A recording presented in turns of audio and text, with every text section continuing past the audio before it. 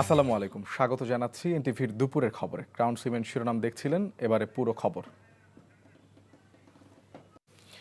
BNP সবসময় গণমাধ্যমের স্বাধীনতার পক্ষে জানিয়ে দলের মহাসচিব মির্জা ফখরুল ইসলাম আলমগীর বলেছেন, গণতন্ত্রের পক্ষে কথা বললেই ফ্যাসিবাদের দোসর আখ্যা দেয়া হচ্ছে। জাতীয় প্রেস ক্লাবে বিশ্ব মুক্ত গণমাধ্যম দিবস উপলক্ষে সম্পাদক পরিষদ আয়োজিত সেমিনারে এসব কথা বলেন বিএনপি মহাসচিব। তিনি বলেন, যে গণতন্ত্রের জন্য দেশের মানুষ আন্দোলন করেছে, জীবন দিয়েছে, সে কাঙ্ক্ষিত গণতন্ত্র এখনো প্রতিষ্ঠা পায়নি। ব্যক্তিকেন্দ্রিক যে আক্রমণ করা হচ্ছে, ট্যাগ দেয়া হচ্ছে, সেটি মুক্ত গণমাধ্যমের ক্ষেত্রে বড় বাধা বলে উল্লেখ করেন বিএনপি মহাসচিব। তিনি বলেন, বিএনপির হাত ধরেই বাকশালী শাসন ব্যবস্থার বেড়াজাল থেকে গণমাধ্যম মুক্তি পায়। আগামীতে জনগণের রায়ের উপর সবাইকে আস্থা রাখার আহ্বান ফখরুলের।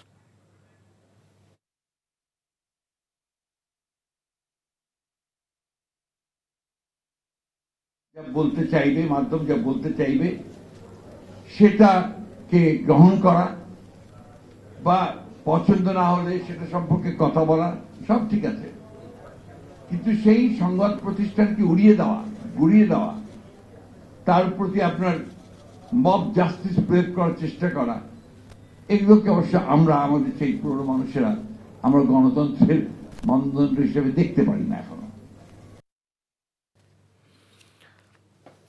দর্শক, জাতীয় সংসদের এলডি ভবনে বৈঠক শেষ হয়েছে। আমরা জাতীয় ঐকমত্য কমিশনের বৈঠক শেষ হয়েছে, সেখানে আছেন সহকর্মী নিয়ামুল আজিজ সাদিক। আমরা সরাসরি চলে যাচ্ছি সেখানে। সাদিক, বৈঠক শেষে তো ব্রিফিং হয়েছে, ঐকমত্য কমিশনের পক্ষ থেকে কি বলা হয়েছে?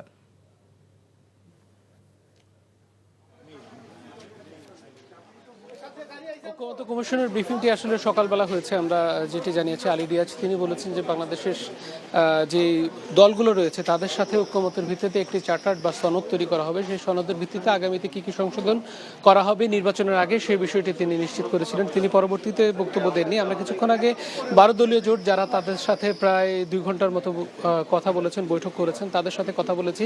তাদের মধ্যে অন্যতম হচ্ছে মোস্তফা জামান হায়দার। তিনি বলেছেন যে 5 বছরের যে মেয়াদ চাওয়া হয়েছে, সেই 5 বছর থেকে 4 বছর করার যে মেয়াদটি বলা হয়েছিল জাতীয় সংসদে, সেটির ক্ষেত্রে তারা একমত নয়, কিংবা এনসিপি সহ যেই দলগুলোকে নতুন করে আমন্ত্রণ জানানো হয়েছে এক্ষেত্রে তারা তাদের সংক্ষিপ্ত মতামত জানিয়েছেন। একই সাথে তারা বলেছেন আগামীতে যেই সংসদীয় সীমানাগুলো রয়েছে এই সীমানা পুনর্নির্ধারণের ক্ষেত্রে তাদের যেন মতামতকে গুরুত্ব দেওয়া হয়। তারই সাথে তারা বলেছেন যে নতুন যে দলগুলো নতুন করে আসছে তাদেরকে যেন নিবন্ধন এবং তাদেরকে যেন সুযোগ তৈরি করে না দেওয়া হয়, এই বিষয়গুলো তারা বলতে চেয়েছেন।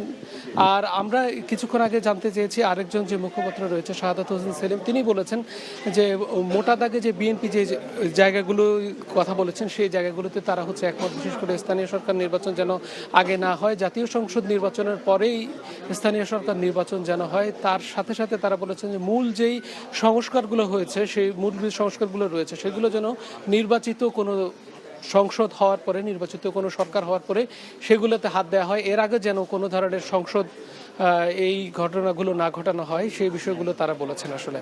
তো এই ছিল সর্বশেষ অবস্থা। 3টায় আরেকটি বৈঠক রয়েছে বাসদের সাথে, সেটি নিয়ে আমরা জানানোর চেষ্টা করব।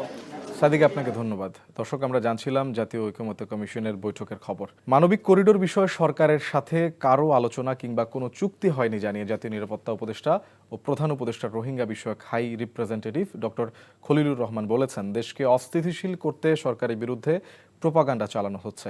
রাজধানীর মিরপুরে বাংলাদেশ ইউনিভার্সিটি অফ প্রফেশনালসে রোহিঙ্গা প্রত্যাবর্ষণ বিষয়ে আয়োজিত সেমিনারে এসব কথা বলেন তিনি।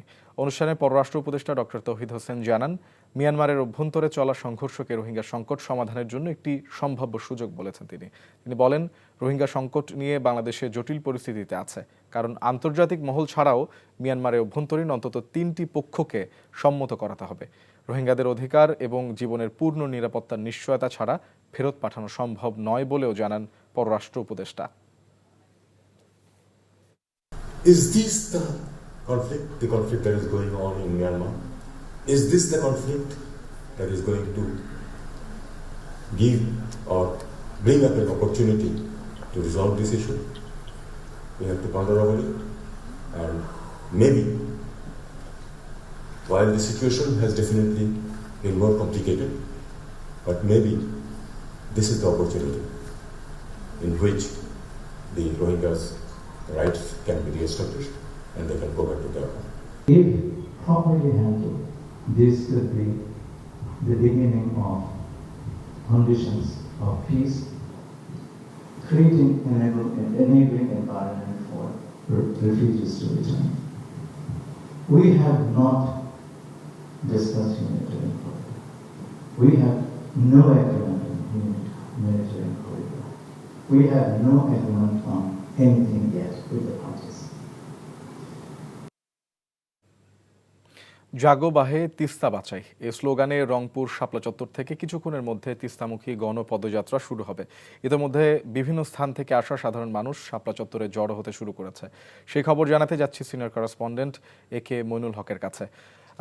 মইনুল, পদযাত্রার জন্য লোক সমাগম কেমন দেখছেন, কখন শুরু হবে?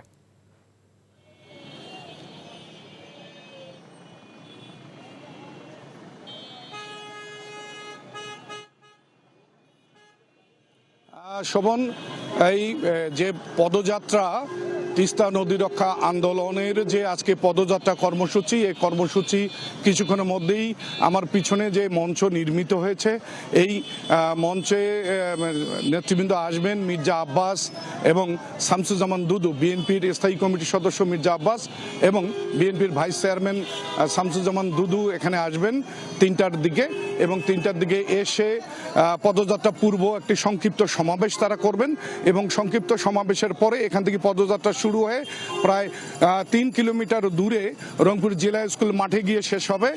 আর এই পদযাত্রায় যোগ দিতে রংপুরের কিন্তু 5টি জেলার মানুষ বিভিন্ন জায়গা থেকে আসতে শুরু করেছেন। নীলফামারী, লালমনিরহাট, কুড়িগ্রাম, গাইবান্ধা এবং রংপুরের বিশেষ করে তিস্তা তীরবর্তী অঞ্চলের মানুষ। শোভন, আপনার মাধ্যমে একটু জানিয়ে রাখি, গত ফেব্রুয়ারি 17 এবং 18 তারিখে টানা লাগাতার 48 ঘন্টা তিস্তা নদীর দুই পারে প্রায় 11টি পয়েন্টে লাখো মানুষ কিন্তু অবস্থান নিয়েছিলেন, এবং তাদের একটাই দাবি যে জাগো বাহে তিস্তা বাঁচাই, তিস্তা মহাপরিকল্পনা বাস্তবায়ন করতে হবে। এই দাবির কিন্তু ঘটনাটি বেশ আলোড়ন সৃষ্টি করে, এবং তারপর পরেই আমরা দেখি যে চীনের একটি প্রকৌশলী এবং চীনের একটি বিশেষজ্ঞ দল রংপুরের এই 5 জেলায় কিন্তু গণশুনানি করে, এবং তিস্তায় মহাপরিকল্পনা বাস্তবায়নের ব্যাপারে যদিও কিছুটা আমরা একটা উদ্যোগ দেখেছিলাম, কিন্তু সাম্প্রতিক সময়ে সেই উদ্যোগটি আর নেই এমন অভিযোগ করেছে তিস্তা নদী রক্ষা আন্দোলনের নেতৃবৃন্দ। তাই তারা আজকে এই গণপদযাত্রার আয়োজন করেছে। এরপরও যদি অন্তর্বর্তী সরকার এ ব্যাপারে দৃষ্টি না দেন, তারা লাগাতার আন্দোলন করবেন, লাগাতার তাদের কর্মসূচি হবে, এবং তিস্তা নদীর দুপারের মানুষের রক্ষার জন্য তিস্তা মহাপরিকল্পনা বাস্তবায়নের দাবি আদায় না হওয়া পর্যন্ত একের পর এক কর্মসূচি দেবেন, এমনটি জানিয়েছেন তিস্তা নদী রক্ষা আন্দোলনের যে প্রধান সমন্বয়ক অধ্যক্ষ আসাদুল হাবিব দুলু, যিনি দর্শক, রংপুর থেকে জানছিলাম তিস্তামুখী পদযাত্রার খবর। নারী সংস্কার কমিশনের বিতর্কিত ধারার বৈধতা চ্যালেঞ্জ করে হাইকোর্টে রিট দায়ের করা হয়েছে। সুপ্রিম কোর্টের আইনজীবী রওশন আলী এ রিট দায়ের করেন। রিটে নারী সংস্কার কমিশনের বিতর্কিত ও সাংঘর্ষিক বিষয় পর্যালোচনার জন্য বিশেষজ্ঞ কমিটি গঠনেরও নির্দেশনা দেওয়া হয়েছে। রিটকারী আইনজীবী জানান, উইমেন রিফর্ম কমিশন রিপোর্ট 2025-এর অধ্যায় 3, 4, 6, 10, 11 এবং 12-এ অন্তর্ভুক্ত সুপারিশসমূহ ইসলামী শরীয়তের বিধানসমূহের পরিপন্থী, জনগণের ধর্মীয় অনুভূতির পরিপন্থী এবং বাংলাদেশ গণপ্রজাতন্ত্রী সংবিধানের সঙ্গে সাংঘর্ষিক। তাই রিটটি করেছেন তিনি। রিপোর্টের পুরুষ ও নারীর জন্য সমান উত্তরাধিকার দেওয়ার প্রস্তাব করা হয়েছে।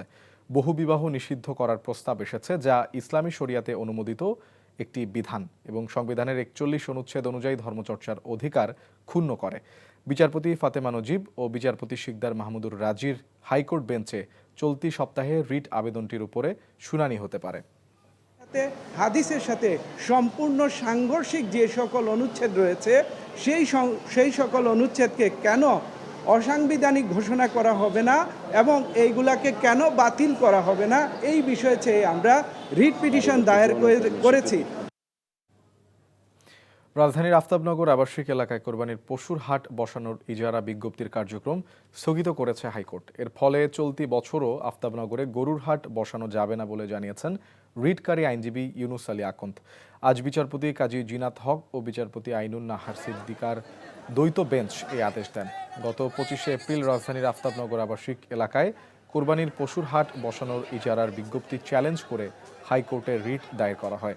গত 21শে এপ্রিল ঢাকা দক্ষিণ সিটি কর্পোরেশন আফতাবনগর আবাসিক এলাকায় পশুর হাট বসানোর জন্য ইজারা বিজ্ঞপ্তি প্রকাশ করেছে। স্বৈরাচার আওয়ামী লীগ সরকারের আমলে যাচাই বাছাই ছাড়া নেয়া প্রকল্প গ্রহণ ও তাতে ব্যাপক দুর্নীতি অনিয়ম দেশের অর্থনীতিকে ভোগাচ্ছে বলে জানিয়েছেন অর্থনীতিবিদ ও বিশেষজ্ঞরা। রাজধানীতে এক হোটেলে বাজেট আলোচনায় এসব উঠে আসে। তারা বলেন, দেশে বিদেশি বিনিয়োগের বৃদ্ধির জন্য দীর্ঘমেয়াদী ব্যবসা পরিকল্পনা ঘোষণা জরুরি। বক্তারা বলেন, বর্তমানে জিডিপি প্রবৃদ্ধি অর্জনই মূল বিষয় নয়, এখন তার চেয়ে গুরুত্বপূর্ণ অর্থনীতি স্থিতিশীলতা ও মূল্যস্ফীতি কমানো। একই সাথে রাজস্ব আরোহণে পরোক্ষ করের ওপর নির্ভরতার সঠিক পথ নয়, সরকারকে প্রত্যক্ষ করের উপর জোর দিতে হবে। এ সময় রফতানি ও রেমিটেন্সের ধারাবাহিক প্রবৃদ্ধি অর্থনীতিতে ভালো ইঙ্গিত দিচ্ছে বলে জানান বক্তারা। এই ছিল দুপুরের খবরে। এই খবরের ভিডিও সহ আপডেট জানতে ভিজিট করুন এনটিভি অনলাইন www.ntvbd.com। এছাড়াও এনটিভির জনপ্রিয় সব অনুষ্ঠান ও খবরের আপডেট জানতে ভিজিট করুন আমাদের ইউটিউব ও ভেরিফাইড ফেসবুক পেজ। 5টায় দেশের খবর দেখার আমন্ত্রণ রইল। ধন্যবাদ সবাইকে।